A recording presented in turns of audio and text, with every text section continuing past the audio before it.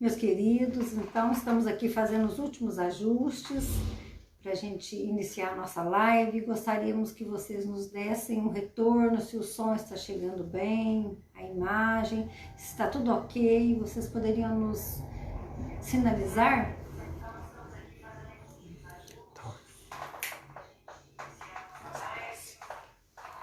Muito bem.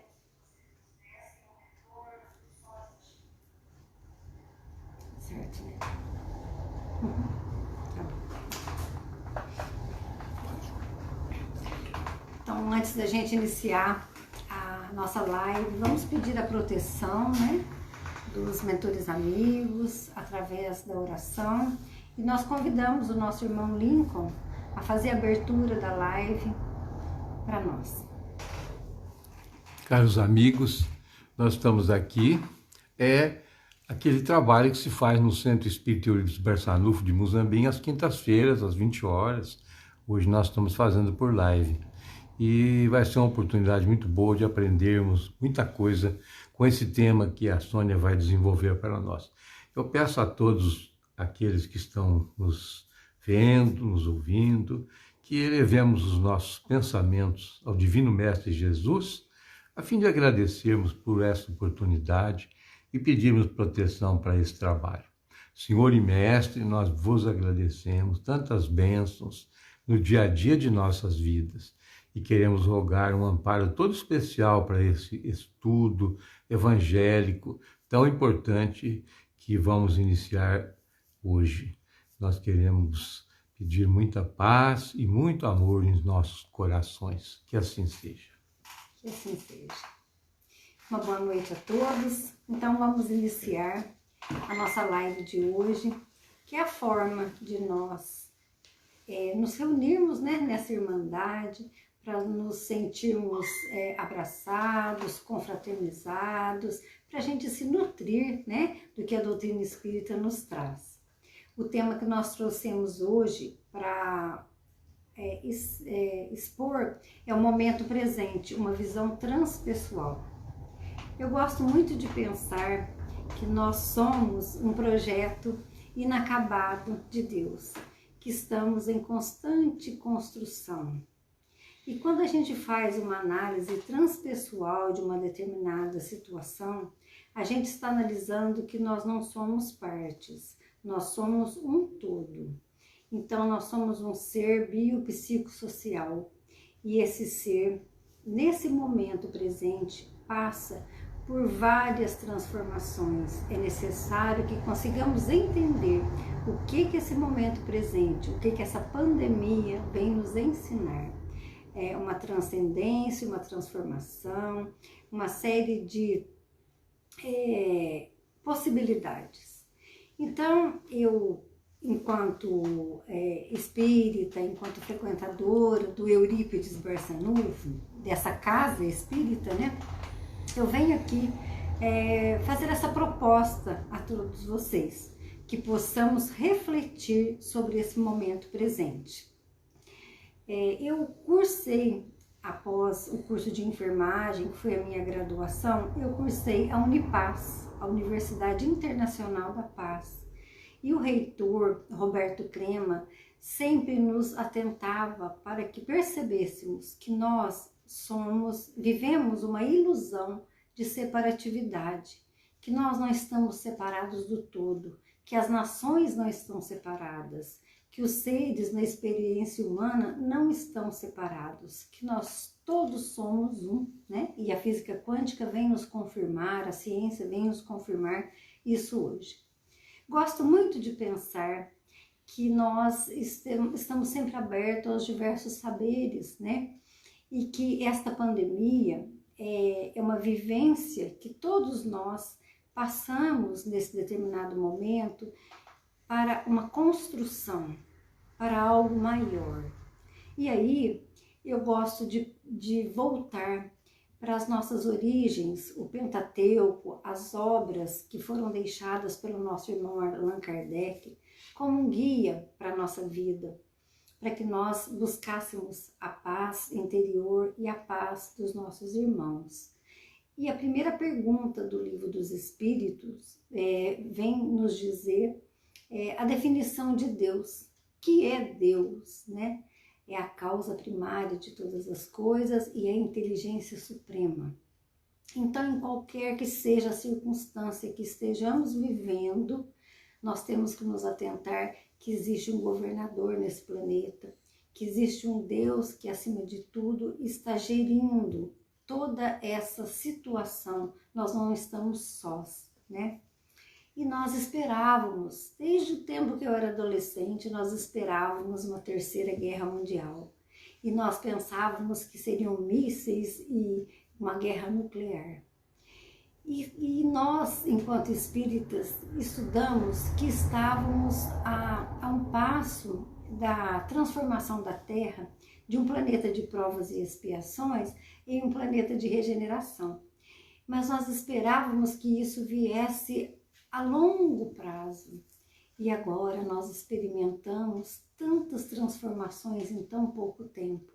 Como essa pandemia veio nos convocar a pensar que o homem, na experiência humana, achava-se nesse momento o centro do universo.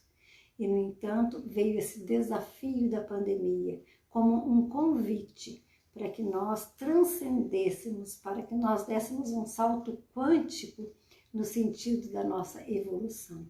Então, eu convido vocês a, junto comigo, refletir sobre essas questões durante essa noite.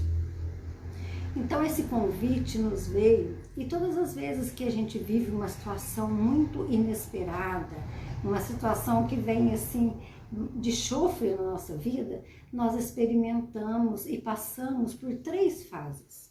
A primeira fase é a fase do medo, da insegurança. A segunda fase é a fase do aprendizado. O que aquilo nos levou a aprender. E a terceira fase, a fase do crescimento. A gente evolui com aquilo, né? A gente se torna um ser melhor. Então, quando a pandemia surgiu, a primeira sensação que todos nós tivemos foi uma sensação de medo. Vivemos uma ansiedade, uma insegurança. Muitos de nós correu aos supermercados e foi em busca de estocar alimentos, de estocar álcool em gel, de estocar máscaras, enfim. Nós queríamos exercer o controle da situação, mas muito cedo nós percebemos que não poderíamos ter o controle de tudo isso. Então, o medo é um sentimento positivo no sentido da nossa autopreservação, mas ao mesmo tempo ele pode ser algo paralisante que não nos leva ao passo seguinte. É necessário que o medo nos mostre que essa pequena fase, esse pequeno espaço de tempo é só um degrau da escada. Gosto muito de pensar que nós temos diversos saberes e que aprendemos o tempo todo com tudo e com todos. E eu gostaria de contar aqui uma história que eu ouvi através da monja Coen, que é budista, e que ela trabalha a terapia da meditação como forma de autoconhecimento. Então, conta-se que Buda contou que tinha uma pessoa que era um trabalhador incansável e que estava num dia de profunda exaustão, deitou-se, se acomodou no seu quarto e nesse momento ele fez sua oração para adormecer. Quando ele se vira do lado, acontece que ele observa que tem uma cobra do lado da sua cama. E ele fica muito preocupado com aquilo, uma insegurança extrema, um medo paralisante chega até ele e ele não consegue cerrar os olhos. O seu corpo não consegue descansar e a sua alma fica muito aflita. Ele passa toda a noite com medo de que aquela cobra chegue até ele, que dê um bote, e reza incessantemente para que alguém apareça ali, para que algo aconteça para livrá-lo daquele perigo. Até que os primeiros raios de sol aparecem, o quarto fica iluminado E ele, superando aquele medo, desvia o olhar para aquela cobra, e qual não é a sua surpresa ao observar que se tratava apenas de um galho de árvore.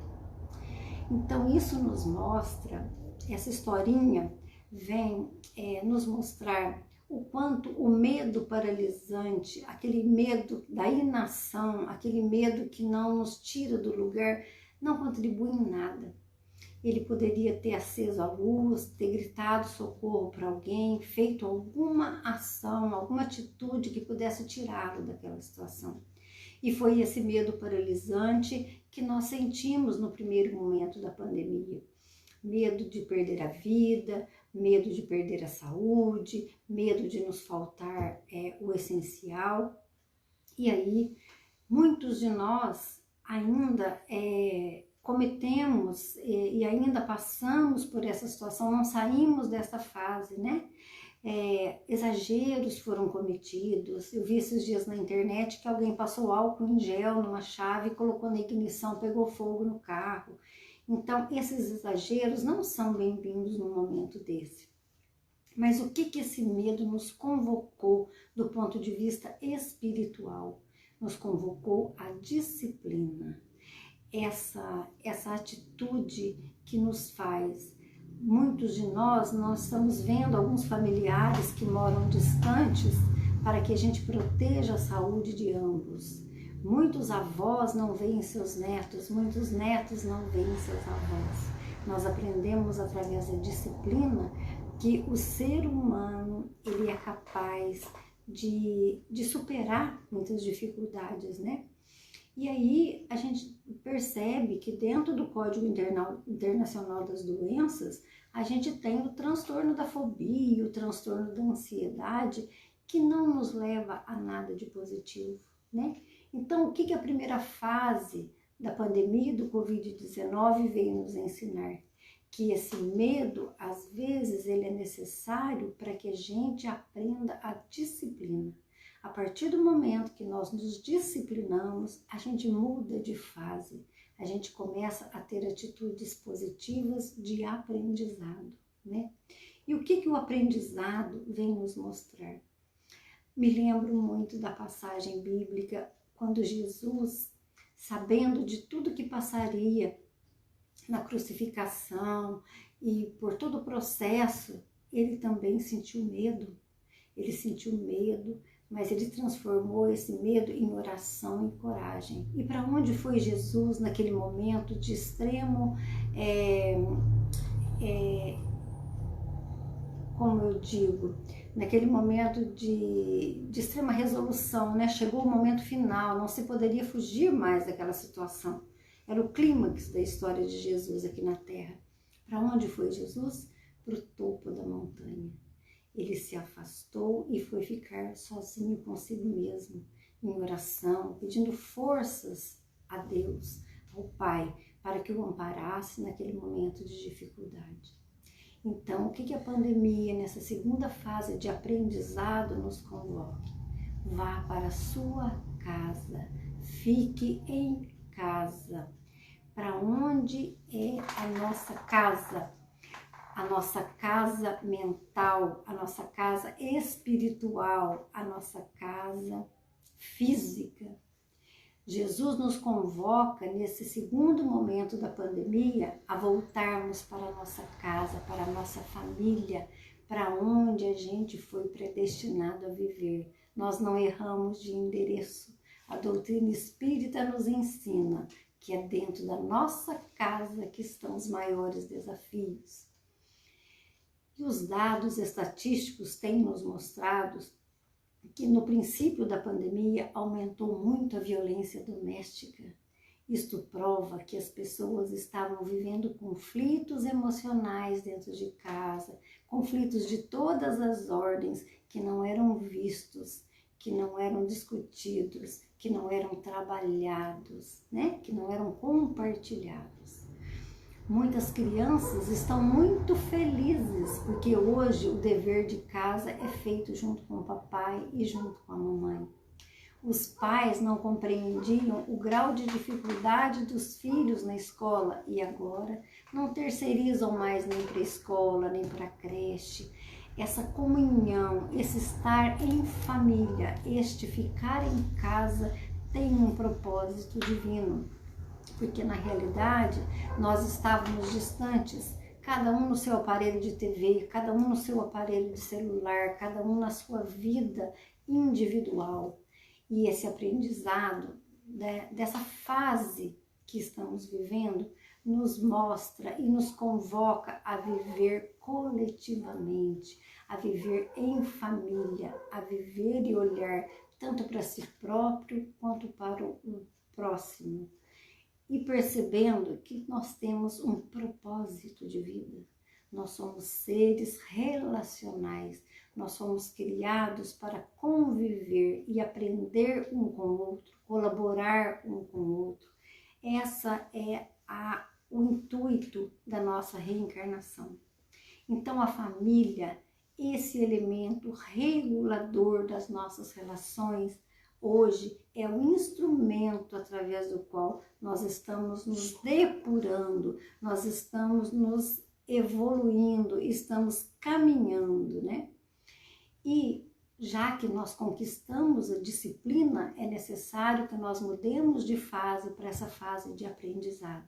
O pensar coletivo, que coisa linda o que tem acontecido. Nada deixou de ser feito. Essas lives solidárias, quantas instituições como a Paz, como creches, como pessoas estão sendo beneficiadas com essas lives sociais. Os nossos irmãos estão pensando macro, não mais micro, não em si próprio. Nós enxergamos o outro. Eu tenho visto muitos movimentos programando entrega de cestas básicas. A gente conseguiu olhar para o outro. Não temos mais aquela separatividade de países do primeiro mundo e de países do terceiro mundo. As grandes nações vivem a mesma dor do país mais pobre que existe, né? Então fomos conclamados a viver a mesma situação ao mesmo tempo, para que nos irmanássemos e formássemos a grande família que foi o intuito de Jesus ao vir aqui na Terra, né? O consumo consciente também foi algo que foi um aprendizado. Não é preciso estocar comida em casa, porque senão você deixa o teu próximo sem o básico, né? Vimos atitudes políticas e sociais de amparo àqueles que ficaram sem o trabalho, o auxílio emergencial, a liberação do fundo de garantia. Quantas atitudes foram tomadas politicamente para a nossa proteção? Temos barreiras sanitárias em cada cidade, né? E fomos convocados a abrir a nossa consciência para o outro, o nosso próximo, né? Dia desses, no Facebook, alguém comentava que na entrada da cidade de Muzambinho tinham tirado umas barreiras que eram feitas com blocos de concreto. E a própria comunidade indignada dizendo: quem será essa pessoa que não pensou nos idosos da nossa cidade, nos grupos de risco da nossa cidade? Como agora a gente tem o cuidado com os nossos habitantes, com todas as nações, como compreendemos que a minha atitude individual reflete no coletivo, como isso nos convocou ao aprendizado, né? E outra coisa, vivíamos num mundo capitalista, num materialismo de acúmulo de coisas. E hoje a gente percebe que o momento presente é o mais importante para a gente construir essa irmandade, essa fraternidade, para desenvolvermos cada vez mais o nosso amor incondicional pela nossa família, começando pela família, né? E muitos de nós passamos a olhar o que é o nosso horizonte, para onde eu estou olhando, por quem eu estou trabalhando, né? Como é bom a gente poder dar uma parada, forçada sim, mas uma parada para avaliação dos nossos valores, né? O quanto isso está sendo importante nesse momento. E outro aprendizado maravilhoso que eu senti, o quanto o ser humano é capaz de sobreviver às adversidades. Como nós superamos, né, as dificuldades. Não dá para se mover até o mercado te entrega. Não dá para eu estar em tal evento, vamos fazer as lives. Como a gente tem aprendido, e outra característica que eu achei muito interessante, é que nós tínhamos uma mídia muito tóxica, muito nociva, e hoje a gente percebe quanto as pessoas estão ganhando de conhecimentos dentro das redes sociais. Não só do que a doença pode trazer, mas em termos gerais, quantas pessoas concluíram seus mestrados, seus doutorados, não precisaram da presença física. O quanto a gente percebe que pode estar presente na vida do outro sem tocar a pele do outro, né? Mas a gente está tocando a alma do outro. Olha como isso foi interessante, né? Então, com tudo isso, nós aprendemos que, na realidade, o ser humano tem possibilidades infinitas. O universo é abundante, ele nos dá inúmeras possibilidades. E aí, meus irmãos, a gente observa que toda situação, tudo aquilo que é colocado à nossa disposição é elemento de crescimento, é elemento de evolução. E aí nós fomos convocados a passar por uma terceira fase, que é a fase do crescimento. Fomos predestinados a sermos seres felizes e a sermos seres angelicais. Cada qual de nós vai escolher as atitudes para que chegue até essa angelitude, até essa evolução. Chegamos então à fase do crescimento. Se conseguimos ter a disciplina necessária, o respeito necessário pela situação, aprendemos muito e estamos ainda nessa fase de aprendizado em relação à pandemia, a gente pode seguir para a terceira escala, o terceiro degrau dessa escada, que seria a fase do crescimento. Toda situação que é uma situação adversa, ela nos convoca ao crescimento. Sempre saímos fortalecidos após uma grande dor, após uma grande catástrofe, né? Então, se entramos nessa fase de crescimento, conseguimos compreender a nossa interdependência entre nações, entre estados, entre pessoas, entre famílias, entre comunidades. A minha atitude local reflete no mundo. E a gente lembra aquela fábula bonitinha do beija-flor, né? Que ele viu aquele incêndio enorme na floresta e de repente aquele incêndio ele não poderia sozinho apagar, mas com o biquinho ele ia ali molhando o biquinho e jogando água. E foi muito criticado. Quando que você vai conseguir apagar esse incêndio com esse biquinho, com essa miséria de água? Ele disse, eu estou fazendo a minha parte. Então nós, enquanto beija-flores de Deus, podemos fazer a nossa parte. Que incêndios a gente apaga? A gente trabalha o perdão, a gente trabalha o não julgamento. Estamos vendo governantes tentando fazer o que podem. Então vamos apoiá-los nas suas atitudes que são positivas. Vamos incentivá-los a transpor essas barreiras que nesse momento estão muito difíceis. Nossos prefeitos, nossos governantes estão muito penalizados neste momento. É uma situação inédita, uma situação nova para todos nós. Imagina para quem tem a responsabilidade de proteção da saúde de todos nós, né? E quando a gente fala em saúde, a gente não fala na saúde física só, da saúde mental. Existem pessoas que estão adoecendo porque não podem sair de casa, não têm o convívio dos seus familiares, não tem mais aquele abraço, não tem aquela fraternidade que era tão importante, aquele calor humano.